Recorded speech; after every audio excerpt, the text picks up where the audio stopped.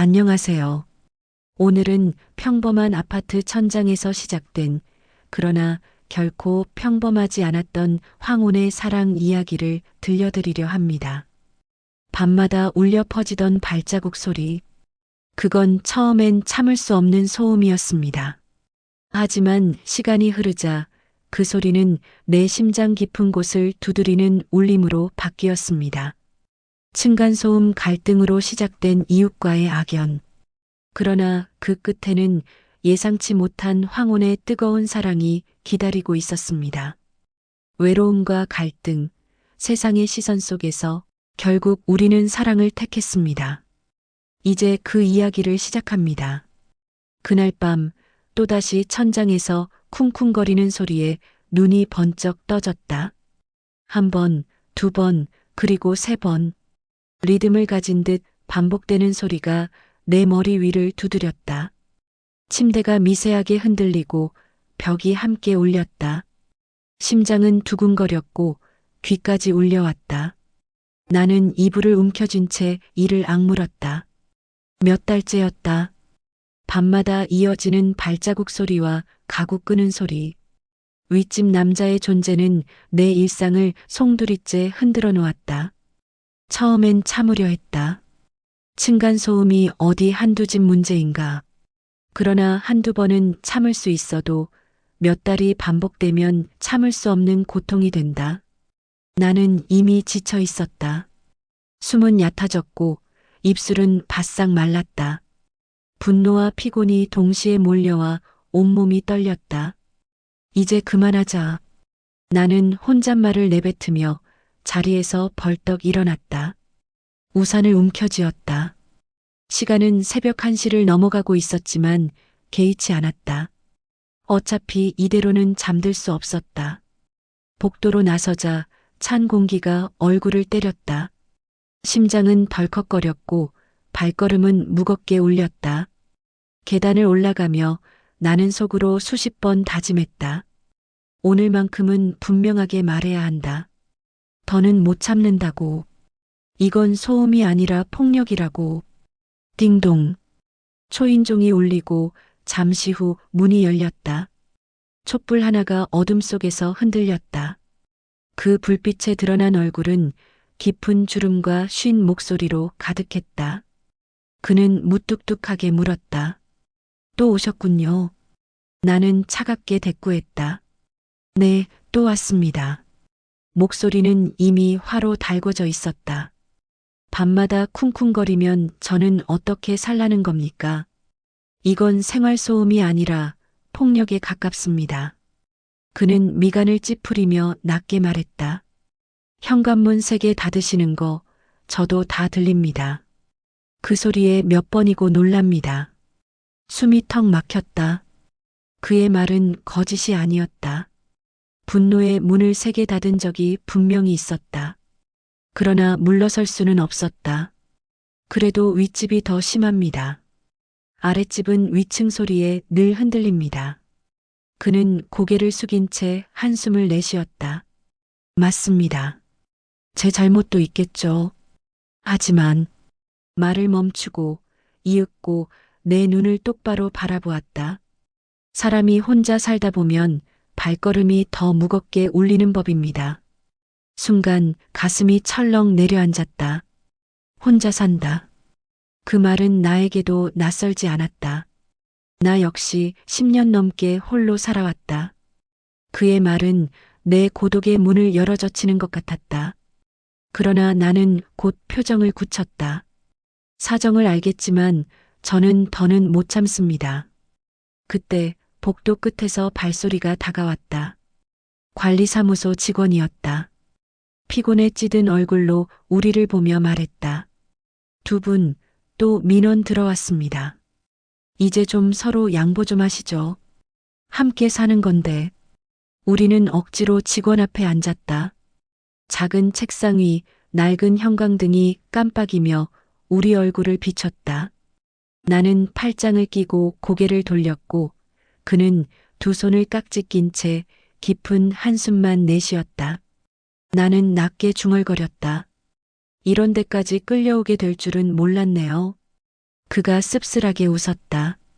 살다 보면 소음이 문제가 될 때도 있고 마음이 더 시끄러울 때도 있죠. 그 말은 내 가슴을 찔렀다. 나는 그의 옆얼굴을 바라보았다. 분명적이어야 하는데 이상하게 쓸쓸해 보였다. 그동안 원망만 했던 얼굴이 순간 낯설게 다가왔다. 직원은 두 손을 내저으며 말했다. 오늘은 이 정도로 하죠. 두 분 서로 조금만 배려하세요. 밖으로 나오자 빗방울이 다시 떨어졌다. 축축한 공기가 뺨을 스쳤다. 나는 무심히 중얼거렸다. 발자국 소리, 오늘은 덜 미워 보이네요. 그는 놀란 듯 나를 보았다. 잠시 후 조용히 고개를 숙였다. 당신 목소리도 오늘은 덜 날카롭게 들립니다. 짧은 침묵이 흘렀다. 묘한 떨림이 공기를 스쳤다. 나는 황급히 시선을 피했지만 심장은 이미 그의 발자국 리듬에 맞춰 뛰고 있었다. 며칠 뒤 장을 보고 돌아오는 길이었다. 양손 가득 장바구니가 팔목을 파고들었다. 비닐끈은 살을 짓눌러 붉은 자국을 남겼고 무게는 점점 더 늘어나는 듯했다. 계절은 아직 차가웠다. 바람은 매섭게 불어와 뺨을 스치며 몸속 깊이 스며들었다. 아파트 현관문을 밀고 들어서자 로비 불빛이 깜빡거리더니 곧 꺼졌다. 나는 피곤한 몸으로 엘리베이터 버튼을 눌렀다. 그러나 문은 열리지 않았다. 고장이라는 쪽지가 테이프로 붙어 있었다. 나는 깊은 한숨을 내쉬었다. 또 고장이네. 어깨가 저절로 무너져 내렸다. 그 순간 뒤에서 낮고 굵은 목소리가 들려왔다. 오늘도 안 되나 보군요. 깜짝 놀라 몸을 돌리자 그는 장바구니를 양손에 들고 서 있었다. 얼굴엔 피곤이 묻어 있었고 어깨는 축 처져 있었다. 잠시 시선이 겹쳤다. 나는 본능처럼 목소리를 날카롭게 냈다. 또 이렇게 마주치네요. 인연도 참 기막히죠. 그는 짧게 웃었다. 좋은 인연일지 나쁜 인연일지는 아직 모르겠죠. 우리는 어쩔 수 없이 나란히 계단을 오르기 시작했다. 첫 발걸음이 콘크리트 계단에 부딪혀 쿵 하고 울렸다. 벽에 부딪힌 소리가 메아리처럼 돌아왔다. 처음엔 따로 걷던 발소리가 어느새 겹치며 묘한 리듬을 만들었다. 숨소리도 조금씩 맞춰졌다. 몇 층을 오르자 장바구니의 무게는 감당하기 어려웠다. 나는 결국 난간에 내려놓고 숨을 몰아쉬었다. 그 순간 입에서 불쑥 말이 튀어나왔다. 관리사무소에서 혼자 사신다고 하셨죠. 그는 고개를 끄덕였다. 네. 아내와 갈라선 뒤 혼자 지낸 지 오래됐습니다. 처음엔 고요가 좋았습니다. 아무도 방해하지 않고 내 마음대로 시간을 쓸 수 있었으니까요. 하지만 시간이 지나자 그 고요가 벽처럼 짓눌렀습니다. 밤마다 발자국 소리 하나, 가구 끄는 소리 하나가 너무 크게 울려서 혼자라는 걸 더 크게 깨닫게 됐습니다. 그의 목소리는 낮았지만 묵직하게 내 가슴에 내려앉았다. 나는 망설이다가 오래 눌러왔던 말을 내뱉었다. 저도 비슷합니다. 남편이 먼저 떠난 지 10년이 넘었네요. 처음엔 자유라고 생각했습니다. 누구 눈치도 보지 않고 내 마음대로 살 수 있으니까. 그런데 어느 날 밤 거실 시계 초침 소리만 들릴 때 깨달았습니다. 그건 자유가 아니라 감옥이었습니다. 나는 내 집안에 갇힌 죄수였던 겁니다. 내 목소리는 계단 벽에 부딪혀 내 귀로 돌아왔다. 낯선 사람 앞에서 이런 고백을 하고 있다는 사실이 스스로도 놀라웠다. 그러나 터져버린 말은 멈추지 않았다. 그는 내 얼굴을 한참 바라보다가 낮게 말했다. 그래서 발자국 소리가 더 크게 울렸던 거군요. 사실은 제 소음이 아니라 당신의 고독이 울리고 있었던 겁니다. 심장이 철렁 내려앉았다. 나는 그저 소음이라 생각했는데 그의 말은 내 외로움의 전곡을 찔렀다. 밤마다 원망했던 그 울림이 사실은 고독의 메아리였다는 사실. 나는 억지로 웃으며 고개를 돌렸다. 그렇다고 해도 제 잠을 빼앗은 건 변명할 수 없을 겁니다. 그는 짧게 웃었다. 맞습니다. 앞으로는 발걸음을 더 가볍게 하겠습니다. 제 마음도 조금은 가볍게 해보겠습니다. 그 말은 진심으로 들렸다. 묘하게 가슴이 편안해졌다. 숨은 여전히 거칠었지만 내 안의 무게가 덜어진 듯했다. 계단을 오르자 창문 너머로 노을이 붉게 물들고 있었다. 석양빛은 벽을 타고 흘러내려 우리 그림자를 길게 느렸다. 나는 무심히 중얼거렸다. 오늘은 그 발자국 소리가 덜 미워 보이네요. 그는 잠시 멈춰서더니 조용히 대답했다. 오늘은 당신 목소리도 덜 날카롭게 들립니다. 눈빛이 겹쳤다. 짧은 순간이었지만 깊었다.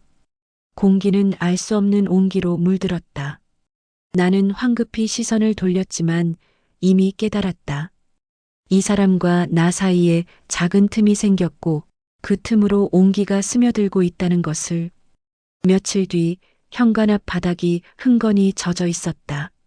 천장에서 뚝뚝 떨어지는 물방울은 전등 바로 옆을 타고 흘러내렸다. 순간 머리가 아찔해졌다. 급히 양동이를 받치고 걸레를 꺼냈지만 쏟아지는 물은 감당할 수 없었다. 바닥은 금세 물바다가 되었고 나는 맨손으로 막아보려 애썼다. 그러나 물은 사정없이 번져갔다. 나는 결국 위층으로 뛰어올라 초인종을 눌렀다. 문이 열리자 그는 놀란 눈빛으로 나를 맞았다. 아랫집까지 물이 샌 겁니까? 나는 고개를 끄덕였다. 그는 말없이 공구 가방을 집어들고 따라 내려왔다. 우리는 함께 걸레질을 했다. 엎드려 물을 퍼내는 동안 손등이 스쳤다. 심장이 덜컥 내려앉았다. 그의 손길은 투박했지만 묘하게 따뜻했다. 바닥의 차가움과 대조되는 온기가 내 몸을 휘감았다. 그가 낮게 중얼거렸다. 이 나이에 이렇게 같이 걸레질을 할 줄이야. 나는 피식 웃음을 흘렸다. 층간소음으로 싸우던 사이가 물난리 동지가 될 줄 누가 알았겠어요. 웃음은 짧았지만 공기 속에 길게 남았다. 젖은 바지는 몸에 달라붙었고 그의 호흡은 바로 옆에서 거칠게 들려왔다. 서로의 체온이 좁은 공간에서 겹쳐졌다. 그 순간 나는 알았다. 이 남자가 더 이상 원망만의 대상은 아니라는 것을. 며칠 뒤 장을 보러 시장에 나갔다. 사람들로 붐비는 골목에서 값을 흥정하던 중 낯익은 목소리가 들렸다. 고개를 들자 그는 배추를 들여다보고 있었다. 순간 시선이 겹쳤다. 나는 얼른 시선을 피했지만 그는 먼저 다가왔다. 장을 보러 나오셨군요. 나는 일부러 무심하게 대꾸했다. 네. 뭐 먹고는 살아야죠. 그는 국밥집으로 발걸음을 옮겼다. 나는 망설이다가 어느새 그의 뒤를 따라 들어갔다. 식당 안 김이 모락모락 피어오르는 국밥이 테이블 위에 올려졌다. 우리는 나란히 앉아 국밥을 떠먹었다. 그가 말했다. 혼자 먹는 밥은 늘 싱겁습니다. 나는 숟가락을 멈추고 미소를 지었다. 오늘은 국물이 진하네요. 아마 둘이 먹어서 그런가 봐요. 순간 얼굴이 붉게 달아올랐다. 나는 급히 국밥만 떠먹었지만 가슴은 더 크게 뛰었다. 숟가락 부딪히는 소리, 김이 피어오르는 냄새 속에서 우리는 오랜만에 따뜻한 밥상을 함께 나누고 있었다. 며칠 뒤 엘리베이터가 또 고장났다. 장바구니를 들고 함께 계단을 오르며 숨을 몰아쉬었다. 발걸음은 무거웠지만 우리는 서로를 바라보다 웃음을 터뜨렸다. 이제 계단이 우리 전용 코스 같네요. 내 농담에 그가 고개를 끄덕였다. 발자국 소리 대신 계단 오르는 숨소리로 서로를 알게 되겠군요. 순간 눈빛이 겹쳤다. 짧았지만 깊은 울림이었다. 숨은 거칠었지만 그 속에서 알 수 없는 전류가 흘렀다. 나는 황급히 시선을 돌렸지만 이미 알았다. 우리 사이의 거리는 분명 하루하루 좁아지고 있다는 것을. 늦은 밤 거실에서 다시 물방울 소리가 들려왔다. 이번에는 단순한 누수가 아니었다. 뚝뚝 하던 물방울이 곧 굵은 물줄기로 변해 천장을 타고 쏟아졌다. 순식간에 바닥은 젖어들었고 카펫과 가구 다리를 따라 물길이 번졌다. 나는 허둥대며 걸레를 들었지만 손이 닿는 족족 더 젖어버렸다. 심장은 조급하게 뛰었고 손끝은 떨렸다. 그때 현관 초인종이 울렸다. 띵동. 문을 열자 그는 이미 작업복 차림으로 공구 가방을 들고 서 있었다. 눈빛은 단호했고 이마에는 땀방울이 맺혀 있었다. 혼자서는 감당 못하실 겁니다. 이번엔 제가 직접 내려왔습니다. 그는 신발을 벗을 틈도 없이 곧장 안으로 들어왔다. 싱크대 밑을 열고 밸브를 돌리며 파이프를 확인했다. 나는 바닥에 쏟아지는 물을 퍼내며 그의 옆에 엎드렸다. 좁은 공간에서 어깨가 부딪혔고 손등이 스쳤다. 순간 전신의 전류가 스쳐 지나갔다. 죄송합니다. 제 집 때문에 또 피해를 보셨네요. 그의 목소리는 낮고 진중했다. 나는 젖은 걸레를 쥔 채 고개를 저었다. 괜찮아요. 혼자였다면 훨씬 힘들었을 거예요. 오늘은 오히려 든든했습니다. 그 순간 흩날린 내 머리칼을 그의 손끝이 조심스럽게 쓸어 올렸다. 머리가 다 젖었습니다. 짧고 소심한 동작이었지만 온몸이 떨려왔다. 숨이 막힐 만큼 얼굴이 화끈 달아올랐다. 한참의 고생 끝에 물길이 잦아들자 우리는 지쳐 바닥에 나란히 앉았다. 젖은 셔츠와 바지는 몸에 달라붙어 불편했지만 그 불편조차 묘한 온기로 변해 있었다. 서로의 호흡은 빠르게 오갔다. 그가 옆에서 웃음을 지었다. 소음 때문에 원수처럼 맞섰는데 지금은 이렇게 나란히 앉아 있네요. 나는 숨을 고르며 대꾸했다. 발자국 때문에 밤마다 원망했는데 지금은 그 발자국 덕분에 이렇게 마주 앉았네요. 그의 눈빛이 깊어졌다. 어둠 속에서도 반짝이며 내 시선을 꿰뚫었다. 강렬하고 무거운 눈빛이었지만 묘하게 따뜻했다. 짧은 침묵이 흘렀다. 숨이 얽히고 가슴은 쿵쿵 울렸다. 그 순간 나는 알았다. 우리가 처음 마주쳤을 때와는 전혀 다른 공기가 흐르고 있다는 것을. 그날 밤 침대에 누웠을 때 나는 더 이상 천장 위 발자국 소리를 미워하지 않았다. 쿵, 쿵. 그 소리가 어쩐지 그리웠다. 귀 기울이면 내 심장 박동과 겹쳐 들렸다. 그 발자국은 이제 내 삶에 스며든 또 다른 리듬이 되어 있었다. 정전은 예고도 없이 찾아왔다. 거실 불빛이 꺼지고 냉장고에 웅웅대던 소리도 멎었다. 순간 아파트 전체가 어둠 속으로 가라앉았다. 심장은 괜히 더 크게 뛰었고 고요는 도리어 압박처럼 다가왔다. 나는 창가에 앉아 어둠 너머를 바라보았다. 밖에서는 바람이 창틀을 흔들고 있었지만 집 안은 고요했다. 귓가엔 내 심장 고동만 울렸다. 그때 위층 창문에서 작은 불빛이 번졌다. 촛불이었다.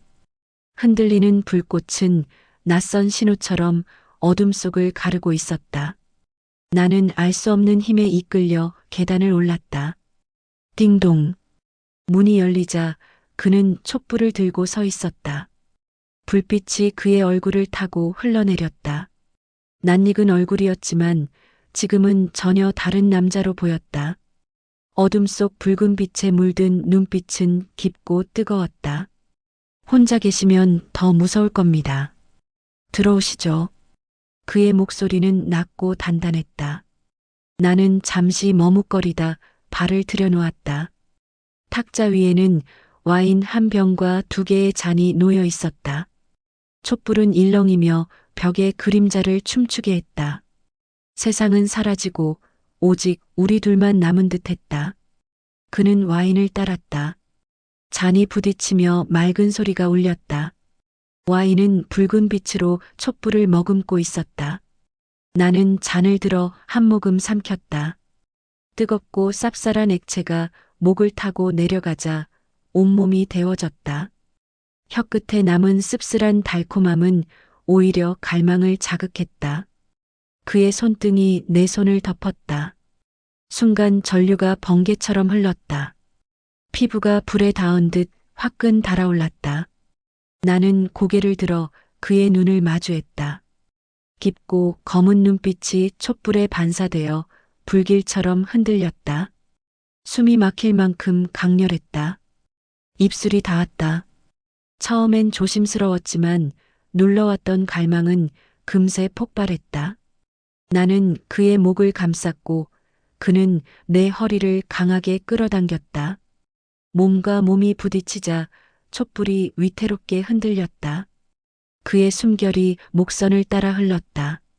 피부마다 전율이 번졌다. 나는 떨리는 숨을 몰아쉬며 속삭였다. 오늘 밤 나는 여자가 되고 싶습니다. 그는 대답 대신 더 깊은 입맞춤으로 응답했다. 그의 손길은 내 등을 따라 내려왔다. 척추 하나하나가 깨어나는 듯 떨렸다. 뼈마디마다 뻐근한 열기가 퍼졌고 해방의 쾌감이 번졌다. 와인잔이 쓰러져 붉은 물방울이 바닥에 흩어졌다. 차갑게 번져가는 와인 자국 위로 우리의 그림자가 뒤엉켰다. 냉기와 열기가 뒤섞이며 황홀은 더 짙어졌다. 나는 그의 품 안에서 울며 웃었다. 이게 마지막 불꽃이라면 나는 기꺼이 타겠습니다. 그는 더 뜨겁게 내 입술을 삼켰다. 숨과 숨이 뒤엉키며 몸은 부서지는 듯했고 마음은 새롭게 태어났다. 촛불은 결국 꺼졌다. 그러나 내 안의 불꽃은 꺼지지 않았다. 늦게 찾아온 황혼의 사랑은 오히려 더 뜨겁고 더 절실했다. 그날 밤 이후 세상이 달라졌다고 생각했다. 그러나 현실은 냉혹했다. 복도 어귀를 지날 때마다 낯선 시선이 따라붙었다. 저 둘 붙어 다닌다더라. 늦바람이 제일 흉하다지. 저 나이에 무슨 연애냐. 속삭임은 칼처럼 날카로웠다. 나는 고개를 숙이고 걸음을 재촉했다. 그의 발자국이 뒤따랐지만 순간마저 소음처럼 들렸다. 며칠 뒤 언니가 찾아왔다. 내 얘기 동네에 다 퍼졌어. 나이도 있고 체면도 있는데 이게 맞는 거니? 목소리에는 분노와 걱정이 뒤섞여 있었다. 나는 아무 대답도 하지 못했다. 언니는 한숨을 내쉬며 내 손을 잡았다. 그래도 내가 행복하다면 뭐라 하진 않겠다. 하지만 그 사람이 널 떠나거나 상처 준다면 그게 제일 두려워. 남동생은 더 거칠었다. 술기운에 얼굴이 붉어진 채 문을 박차고 들어왔다. 누나, 사람들이 다 욕해. 나까지 곤란해진다고. 그런데 그는 잠시 말을 멈추고 고개를 숙였다. 누나가 웃는 얼굴, 난 진짜 오랜만에 본다. 그 사람 옆에서만 그렇게 웃더라. 그 말은 내 마음을 무너뜨렸다. 반대 속에도 결국은 걱정과 사랑이 담겨 있었다. 며칠 동안 천장 위 발자국 소리는 사라졌다. 처음엔 속이 시원할 줄 알았다. 그러나 오히려 더 허전했다. 나는 어둠 속에 홀로 속삭였다. 왜 이렇게 그립지? 어느 저녁 복도 끝에서 우리는 마주쳤다. 한동안 말없이 서 있다가 내가 먼저 입을 열었다. 처음엔 소음이라 생각했어요. 그런데 이제는 그 발자국 소리가 그립습니다. 그는 잠시 침묵하더니 내 손을 잡았다. 그건 소음이 아니었습니다. 그건 당신을 향해 두드린 제 마음이었습니다. 그 순간 눈물이 터졌다. 나는 그의 품에 안겼다. 이웃의 수군거림도 언니와 남동생의 반대도 사라졌다. 남은 건 그의 뜨거운 가슴뿐이었다. 며칠 뒤 그는 꽃다발과 과일 바구니를 들고 내 집 문 앞에 섰다. 오늘은 당신 집에서 함께하고 싶습니다. 나는 그를 맞아들이며 촛불을 켰다. 향기로운 꽃내음과 달콤한 과일 향이 방 안에 퍼졌다. 탁자 위 와인잔이 부딪히며 맑은 소리를 냈다. 정말 괜찮으신 겁니까? 이 길 쉽지 않을 겁니다. 내 말에 그는 단호히 대답했다. 괜찮습니다. 당신만 있다면. 그의 입술이 닿았다. 첫 번째 밤보다 더 깊고 뜨거웠다. 나는 그의 목을 감싸 안았고 그는 내 허리를 강하게 끌어당겼다. 심장이 겹쳐 뛰며 온몸이 흔들렸다. 촛불이 흔들렸고 그림자가 얽혔다. 와인잔이 쓰러지며 붉은 물방울이 번졌다. 숨과 숨이 교차하며 우리는 끝없이 서로를 삼켰다. 그의 손길이 내 등을 따라 흘렀다. 척추가 전율로 깨어났다. 나는 활활 타올랐고 동시에 새롭게 태어났다. 나는 그의 품 안에서 속삭였다. 황혼은 끝이 아니라 우리의 시작입니다. 그의 눈빛은 내 눈을 깊이 삼켰다.